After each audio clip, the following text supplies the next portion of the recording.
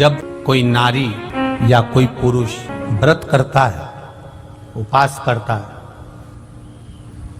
करता है, वो किसी भी देवता का उपास करे, शनिवार का करे, मंगलवार का करे, बुधवार का करे, गुरुवार का करे, रविवार का करे, तीज का करे, चतुर्थी का करे, अष्टमी का करे, एकादशी का करे, प्रदोष करे, द्वादशी करे, पंचमी करे, तीज करे, छठ करे, नवरात्रे करे, चतुर्थी करे, कोई पुरुष या स्त्री या बच्चा कोई भी व्रत करता है, जिस दिन वो व्रत रखता है उस दिन उसके शरीर में कौन सी देवी का अंश आकर विराजमान हो जाता है जिससे वो व्रत सफल कर पाता। बोलो रे भाई, कौन सी देवी का अंश आ जाता है जिससे उसका व्रत, किसी भी व्रत को करे, वो एकादशी करे, द्वादशी करे, प्रदोष करे, सोमवार करे, मंगलवार करे, बुधवार करे, नवरात्रे करे, तीज करे, चतुर्थी करे, छठ करे, प्रदोष करे, दिवाली करे, दशहरा करे, जो व्रत उसको करना है करे, मंगलवार करे, वो कौन सी देवी एक ऐसी होती है, भगवान शंकर की वो कौन सी एक माता, एक देवी ऐसी है जो व्रत करने वाले की तप साधना में साथ देती है और उसकी तप साधना को बढ़ाने का काम करती है। वो केवल एक देवी है, शकंभरी माता। कौन सी माता है? माता शकंभरी, केवल एक है जो व्रत साधना तप आराधना करने वाले के साथ हमेशा साथ देने के लिए उसके हृदय में विराजमान होती है, उसके चित्त वृत्ति में बैठी रहती है। भजन का बल, शकंभरी तप साधन। कितना सुंदर कहा है, जो व्रत करता है ना, हम तो यहां तक कहते हैं कि अगर कोई कथा सुनने बैठा हुआ है, कथा सुन रहा है, आपको जाना है, आपका शरीर का जरा सा अंश भी चलते समय दूसरे के शरीर को नहीं लगना चाहिए। शिव महापुराण में वर्णन आया है पितरों की 3 कन्याओं का, मेना, धन्या, कला, इन तीनों का वर्णन आया है। पितृलोक में ये तीनों आराम से रह रही थी और सनकादि ऋषि बैठकर तप कर रहे थे, कथा की चर्चा कर रहे थे, सत्संग कर रहे थे। पहले मेना निकल कर गई, फिर धन्या निकल कर गई, फिर कला निकल कर गई, एक के पीछे एक तीनों निकल कर गई, तीनों निकल कर गई। इनका शरीर का लहंगा संत सनकादि ऋषि के जंघा पर पड़ गया, क्रोध आ गया, ऐ मेना, धन्या, कला, मैं तुम्हें श्राप देता हूं कि तुम तीनों मृत्यु लोक में एक साधारण सी स्त्री बनोगी।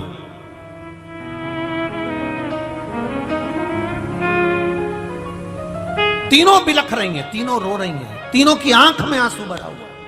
क्षमा कर दीजिए नाथ, क्षमा कर दीजिए।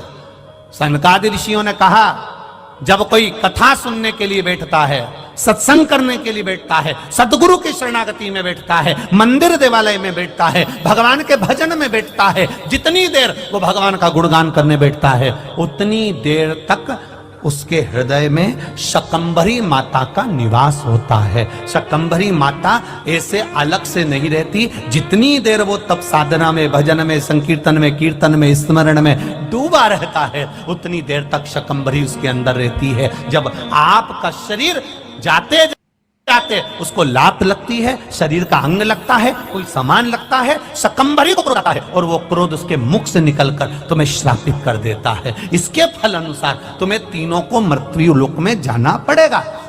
चरणों में पड़ गई, हमारा उद्धार कैसे होगा? तब सनकादि ऋषियों ने कहा, तुम्हारा उद्धार, मेना, तुम्हारे घर में पार्वती का जन्म होगा। धन्या, तुम सुनैना बनोगी, तुम्हारी गोद में माता सीता खेलेगी। कला, तुम कीर्ति बनोगी, तुम्हारी गोद में राधा खेलेगी। ये 3 देवियां जब तुम्हारी गोद में खेलेगी, जगत का कल्याण कर देगी। अमृत पीने वालों को क्या कहते हैं? देव। और विष पीने वालों को क्या कहते हैं? जम जम के बोलो जरा, महादेव। 33 कोटि देवता,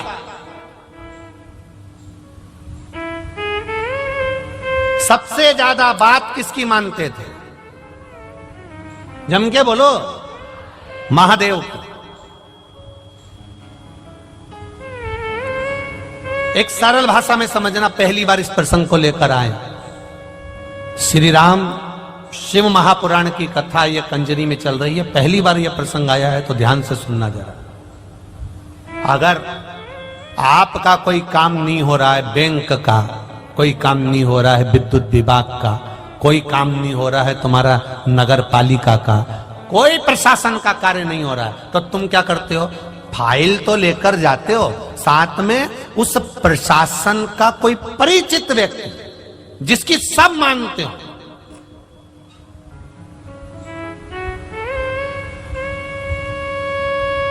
जिसकी सब सुनते हो। विधायक जी, आप हमारे साथ चल चलोगे क्या? हमारा ये कार्य है, आप कर लोगे क्या? महात्मा जी, आप हमारे साथ चल चलोगे क्या? हमारा ये कार्य कर दोगे? मतलब आप उसको लेकर गए हो जिसकी बात कभी ना कटे, कभी ना कटे। आप उसको साथ लेकर जाओ, आप उसको लेकर पहुंचो।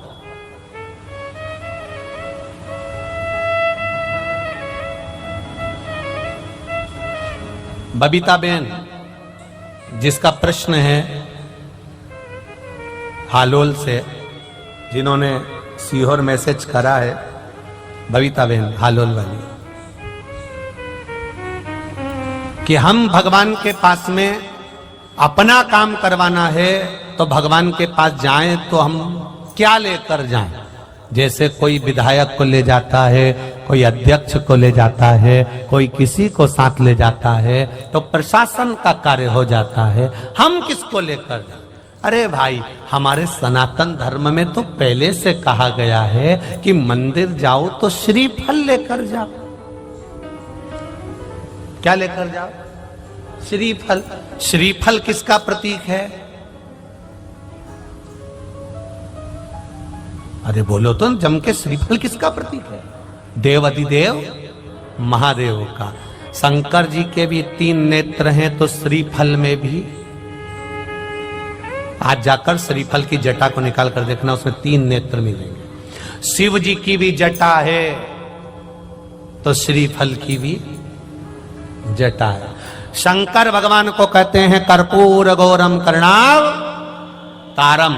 शंकर भगवान का बाहर का स्वरूप देखोगे तो कठोर मिलेगा, भीतर से मेरा महादेव सबके लिए अमृत देकर विष पीने वाला बेटा है, वो सबके लिए निर्मल है। इसलिए श्रीफल भी ऊपर से कठोर, अंदर से नर्म है। उसको कहते हैं महामृत्युंजय, रोग को हरने वाला। तो श्रीफल का पानी, नारियल का पानी भी रोग का हरण करता है, इसलिए उसको कर्पूर गौरम कहा जाता है। शिव के 3 नेत्र हैं, श्रीफल के 3 नेत्र हैं। शंकर की जटा है, श्रीफल की जटा है। क्यों हनुमान मंदिर में, क्यों राम मंदिर में, क्यों शिव मंदिर में, क्यों सारे देवी देवता के मंदिर में, संपूर्ण देवता के मंदिर में, विवाह में, शादी में, उद्यापन में, मंडप में, आदि कादिक, जन्म से लेकर मरता है, मुर्दे को भी लेकर जाते हैं तो शमशान में भी श्रीफल जाता है। उसका कारण केवल इतना सा है, क्योंकि वो शंकर है, तुम्हारे जन्म से लेकर मरे तक तुम्हारा पीछा नहीं छोड़ता है, तुम्हारे साथ रहे। किसी गुरु को बुलाना है, श्रीफल दे देते हैं। किसी से काम निकालना है, श्रीफल दे देते हैं। किसी का सम्मान करना है, श्रीफल दे देते हैं। क्यों? क्योंकि शंकर जब उसके हाथ में पहुंचता है, शिव उसके करीब में पहुंचता है। शंकर जब उस मंदिर में पहुंचता है, हम राम जी के मंदिर पहुंचे, हनुमान जी के मंदिर पहुंचे, देवी जी के मंदिर पहुंचे, देवता के मंदिर पहुंचे, हम नारियल ले गए, श्रीफल ले गए। श्रीफल ले जाकर हमने जब दिया तो देवता प्रसन्न हो जाते हैं कि मेरा महादेव आ गया है, इसकी पहचान बहुत ऊपर है, इसकी फाइल निपटाना पड़ेगा। मेरा महादेव आया है, इसकी फाइल निपटाना पड़ेगी। लोग कहते हैं उसने एक श्रीफल दिया, काम नहीं पड़ गया, क्योंकि वो श्रीफल नहीं है, वो मेरा देव अधिदेव महादेव है। उसको पहचान नहीं है लोगों को, बस कह दिया नारियल है, श्रीफल है। शंकर जी के मंदिर जाते हो आप लोग? हाथ उठाओ, कौन कौन जाता है जरा? सब जाते हो? रख लो रख लो रख लो, वापिस रख लो रख लो। शिव जी के मंदिर जाते हो? घर से जल लेकर जाते हो? हाथ उठाओ, कौन कौन ले जाता है? सभी लोग ले जा रहे हो ना? हाँ, बहुत जरूरी है घर से लेकर जाना। क्यों लेकर जाना? क्योंकि घर में 10 तरह के लोग रहते हैं, 10 तरह के विचार होते हैं, 10 तरह की बातें होती है, 10 तरह का क्रम होता है।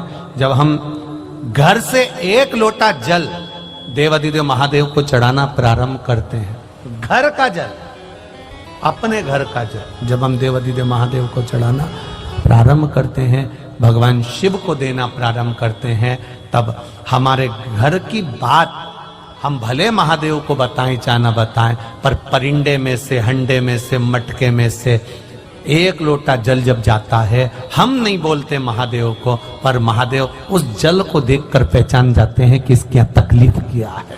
केवल जल देख